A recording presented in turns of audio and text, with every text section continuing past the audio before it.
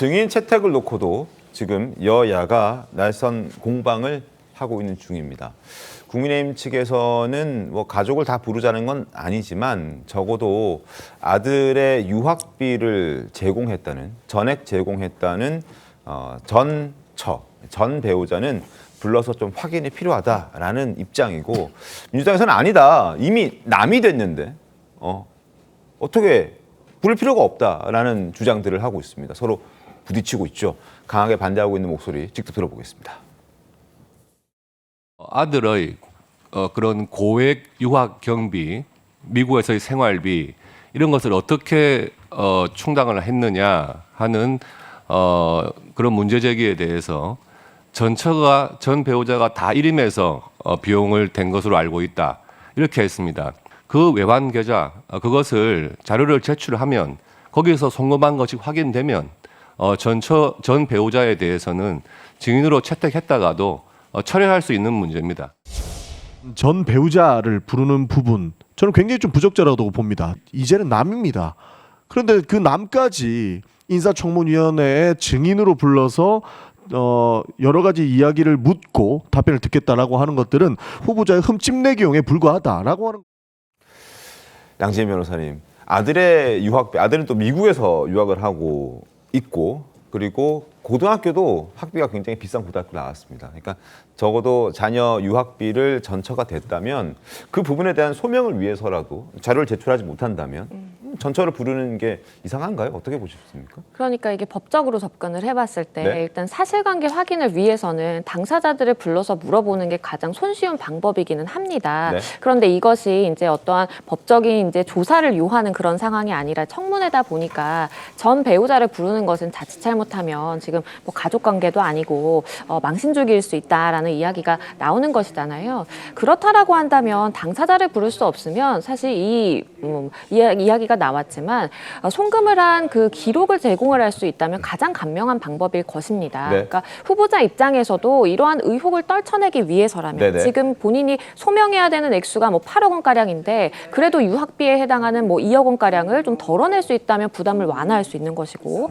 그렇다라면 비록 지금은 남남의 관계이지만 뭐 아들 관련된 문제다 보니까 네. 그러한 송금 사실을 입증할 만한 송금 확인증이라든지 기록을 확보해서 그냥 제출만 하면 사실 되는 것이거든요. 네네. 그렇기 때문에 사실관계를 위해서는 일정 정도의 좀 협조가 필요하다라는 생각이 듭니다. 그러니까 관련해서 이제 곽규택 의원이 이런 얘기들을 하고 있습니다.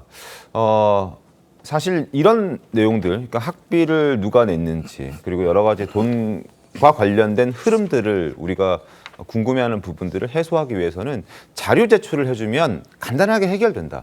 그런데 지금 국민의힘 위원들이, 인사청문 위원들이 자료 제출 요청을 여러 건을 하고 있는데 회신할 수 없다. 그러니까 자료를 드릴 수 없다. 자료를 제공할 수 없다라는 회신만 지금 오고 있기 때문에 불가피하게 전처라든지 가족이지만 인사청문회 증인으로 부를 수밖에 없다라는 지금 입장을 곽규택 의원이 내놓고 있는 겁니다. 그러니까 깔끔하게 제시해주면, 자료를 제출해주면 이런 논란도 없어지는 거잖아요. 그렇죠. 사실은 국민들 입장에서는 이런 부분은 되게 간단한 겁니다. 네. 근데 이제 당사자들로 돌아가면 굉장히 큰 일이기 때문에 이것을 잘 못하는 것 같은데, 네. 사실은 뭐 과거서부터 이건 누적되어 온, 청문회에 이렇게 후보자들이 자료를 안 낸 게 이번만은 아니에요. 그래서 제도적으로 강화를 해서 이 네. 문제를 풀어야 할 일이지, 지금 뭐 특정인만 비난한다고 해가지고 풀릴 문제는 전 개인적인 아니라고 봐요. 왜냐하면 이전에 윤석열 정부에서도 자료 안 낸다고 하는 얘기가 너무 많았어요. 그리고 실제 저도 청문회 해보면은 저런 자료 전혀 주지 않습니다. 근데 고발을 못해요. 네. 고발을 못하는 이유가 뭐냐? 고발 주체가 위원회예요, 위원회. 그러니까 여야 합의가 있어야 고발이 되는 겁니다. 그래서 의석수가 절대적으로 기울어져 있는 상황이 아니고서는 고발 자체도 안 되는 그런 상황이에요. 그래서 이런 부분에 대해서 제도적 보완을 하는 것이 필요하지 않을까, 이런 생각이 듭니다. 알겠습니다.